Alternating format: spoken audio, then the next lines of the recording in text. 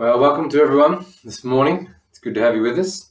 However you found your way here. For those of you who don't know who I am, my name is Mick, and I'm one of the pastors here at West Beach. And it's a good time for you to be joining us this morning because last week we finished one of our series, which was called So Much More to Life Than ... and we were putting a word or a thought on the end of that, and we spoke about so much more to life than Netflix, than retirement, than owning your own home, and even family. So it was a really fun but a really challenging series that we went through. But this morning we're starting another series, which is on a book from the First Testament called 1 Thessalonians. And we're going to be spending the next 4 Sundays in this little book. Now, I call it a book, but actually the book, 1 Thessalonians, is not really a book. We read it as a book, we find it in a book, which is the Bible. But 1 Thessalonians is actually a letter. And I think when we think about that, or when I think about that, the fact that it's a letter, it makes it so much more personal, doesn't it? I think we often forget that when we're reading the Bible, and especially the New Testament, we are reading someone else's mail. 21 out of the 27 books in the New Testament are actually classified as a type of letter. 21 out of the whole 27 books in the New Testament. That's something. Now, I don't know about you, but when I think about this, it actually helps me read the Bible in a different light. It allows me to read it in such a more intimate way, because this is an intimate collection of writings that we have to read. But anyway, this letter that we call 1 Thessalonians, it was written by an individual by the name of Paul. And Paul had actually written this letter to the Thessalonians after he'd actually been driven out of the city called Thessalonica. He'd been driven out of it, and he was driven out of it because he was being persecuted. He was getting persecuted by the Romans, who were in control. They were the bosses of his place. And anyway, this persecution came about because what Paul was doing, as Paul often did, he was getting around the streets, he was talking to people, and he was calling this guy called Jesus Lord and King. He was calling him Lord. And that word Lord for the Romans was specially sort of saved and reserved for another person. And that was the emperor of Rome. So when they thought about and heard about what Paul was doing, they basically thought he was committing treason. So they wanted him out, and they got rid of him really quickly. Or he escaped, I should probably say. Now, this city, Thessalonica, it's still a very prominent city in the country of Greece today. You might have heard of it. And it's actually the second largest city in Greece after Athens. It has about somewhat over 1 million people who call it home. Now, even though in my travels a long time ago, I was lucky enough to visit Greece, I didn't actually get to Thessalonica. But from what I've heard, and the rumor has it, that it's a really beautiful city. It was rated one of the most, I think, livable medium cities in Europe. And of course, sort of pre-COVID, it was one of the most popular tourist destinations in Greece.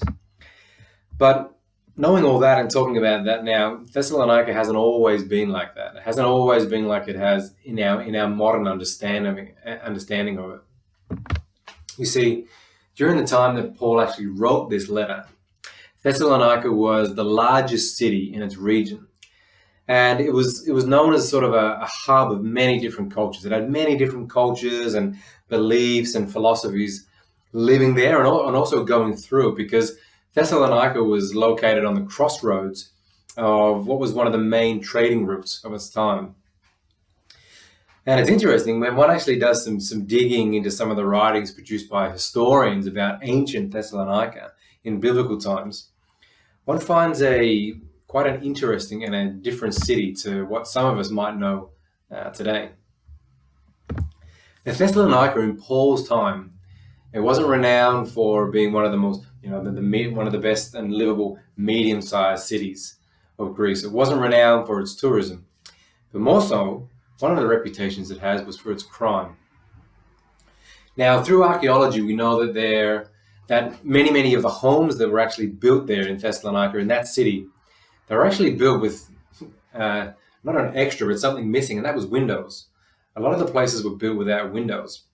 And this was because it was to prevent theft and it was to prevent people from actually breaking into other people's homes, because it happens so frequently. So people just said, okay, we're going to cut out that way that they can get in. People had actually built and they designed their homes with fear and protection as one of their primary sort of motivators. It's sort of different to our primary motivators, how we build a home now, where our biggest sort of motivators and thought is, are going to have 2 or 3 bathrooms, or how many bedrooms is it going to have, not are we going to have windows or not.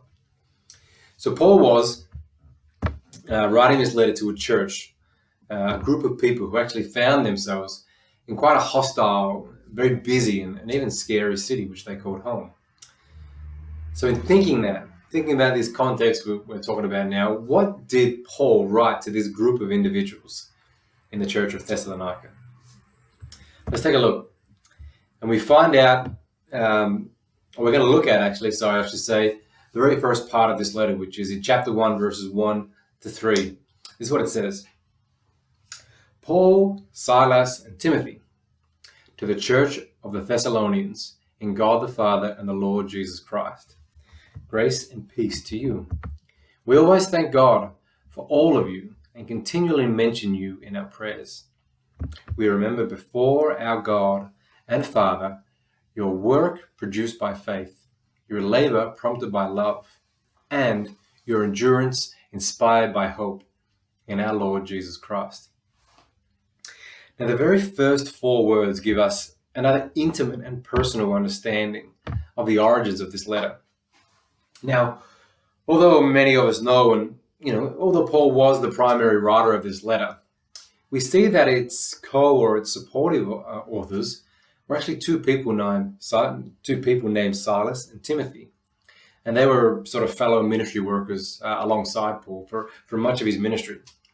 So this was a letter, it's not solely from Paul, this was a letter from 3 church leaders to one of their beloved church families in the city of Thessalonica. And even in verse 2 and 3, it says, we always thank God for you. And then it says, we remember before our God and Father. So it was a letter from the 3 of them. So Paul, Silas, and Timothy collectively say together that they are thankful for some really particular things about this church, don't they? Paul writes that they are thankful to God for the Thessalonians for these things. Listen, he says, firstly, for their work, for their labor, and for their endurance. Now he says that they are thankful for their work, which was produced by faith, their labor, which is prompted by love, and their endurance, which is inspired by hope. Now there are 6 sort of jump off the page words we have there, aren't there? We have work, we have labor, we have endurance, and we have faith, hope, and love. Now, here's a question for everyone.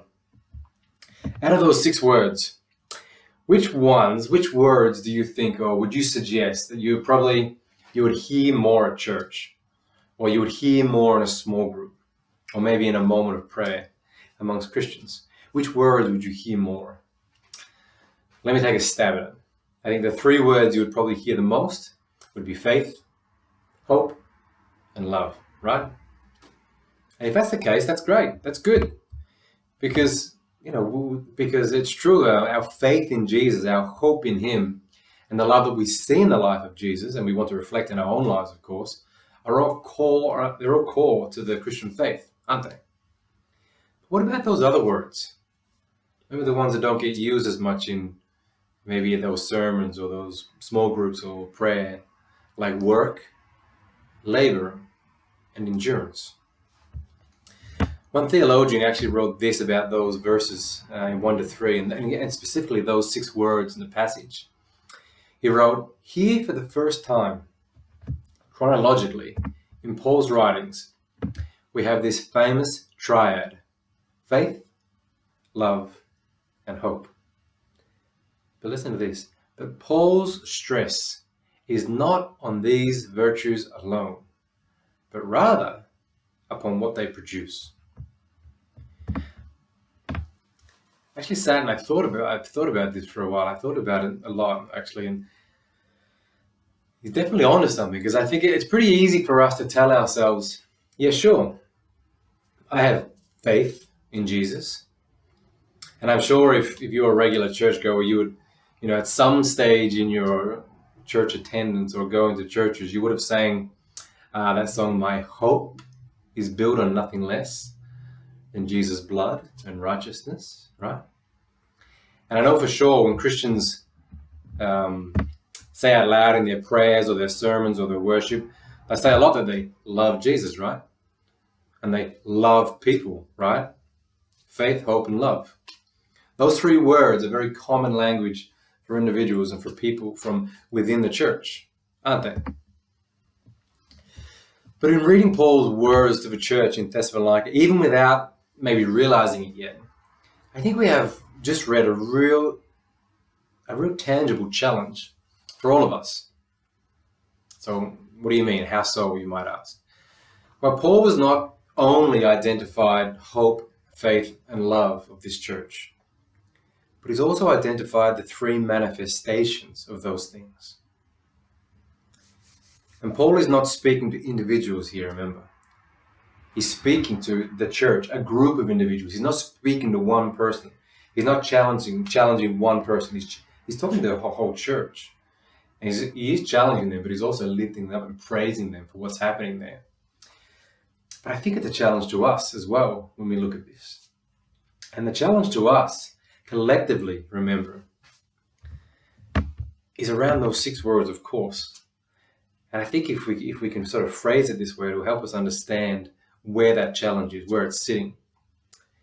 So if we are to say that we are a church of deep faith, does that work we are doing for the spread of the gospel or for the care and love of our neighbors, does it support that?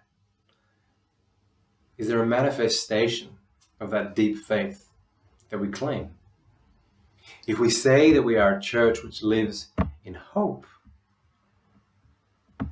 is there a manifestation there? Are our eyes constantly fixed on the horizon, enduring, it says, enduring and longing for the return of our promised King to return and make things right again? I guess, does that hope that we talk about, that we have, does that hope trump maybe some of our other hopes for a raise or for a promotion?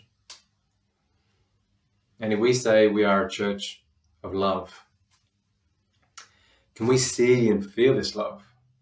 And I don't mean manifested by maybe people coming and putting themselves on a roster or something, but when Paul wrote about it, he connected that love to labor, right? So when I say, do we see the manifestation of that love? I say, do we see it in the way that we labor together in mission, side by side, for a purpose that is far greater than ourselves?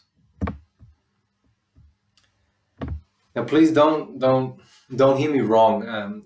It is very important what we say and what we teach about here at West Beach. But I do want to say that it is just as important, and dare I say, sometimes maybe even more important. Not just what we say, but what we do, and how we do it, and why we do what we do here at West Beach. Now, your next question might be, well, why should we do all of those things? Why should we why should we go for those manifestations that we just spoke about? It seems really, really hard. It seems like a lot of work. And we're busy at the moment, but it seems like so much more. And anyway, if we do those things, what could possibly happen if we actually started to see our faith, hope, and love manifested into work, labor, and endurance among us? What would actually happen to the church? What would happen to our neighborhood? What would happen to the people around us? It sounds good, but it might all be work for nothing, no? Well, maybe what could happen is something similar to what happened in Thessalonica. What happened in Thessalonica? Well, if we keep reading a little bit after those first 3 verses, we read about some things that started to happen. In verse 7, Paul writes to the Thessalonians that they became models to all other believers throughout Macedonia. Or even in verse 8, where Paul wrote about the faith of the Thessalonians in God, it started to be known to get known all over the place. And the people began to turn from their idols. And remember, in Thessalonica, there were idols everywhere because of the crossover and the trade routes. But when people started to see the lives of the people in this church, their faith and their love and their hope being manifested in the way they live their lives, it says that other people began to turn from their idols, from their darkness, to the one true God of Jesus Christ. In other words, the reaction to a group of people living like this in the city of Thessalonica, what began to happen was people's lives around them began to change. People's souls and their minds were awakened and saved.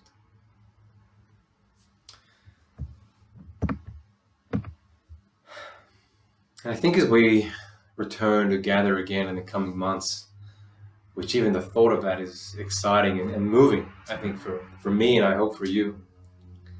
I think as we come off that thought about that church in Thessalonica and those 6 words and how they mesh together, I think as we return to gather again in the coming months, I firstly, I don't want to say, okay, we're gonna come sprinting in and we're gonna go and do all these things, but the first thing I want to do is to urge all of us to enjoy one another's presence again, to continue to pray for one another, to continue to listen to another one and to talk to one another about what we've been through over the past few months, about what the world has been through and is still going through. And at the same time, I would urge us also to soak up that joy of physical fellowship and relationship again. But I would also like to ask us to begin to ask ourselves, are we or am I willing to move beyond the comforts of Sundays? What do I mean by that? I mean, are we willing to take those next steps in the life of the church? Am I willing to give more of myself away in the next season of life at West Beach Community Church? I think it's easy for us maybe to fall into that trap of this comfortable, beautiful place in this beautiful community. And we mentioned those words, faith, love, and hope. And for good reasons. It's a part of it. It's a part of our faith. It's a central part of it. But what about work, labor, and endurance? The manifestations of those things we so often claim here at West Beach and in our faith in general. I would ask us to start to prod one another with those questions now, even before we gather together again physically here. Let us start to ask each other these questions. Let us, as the writer of Hebrews says, stir up one another to love and to good works. Because there is no greater privilege than to participate in the kingdom of God. And the invitation is there.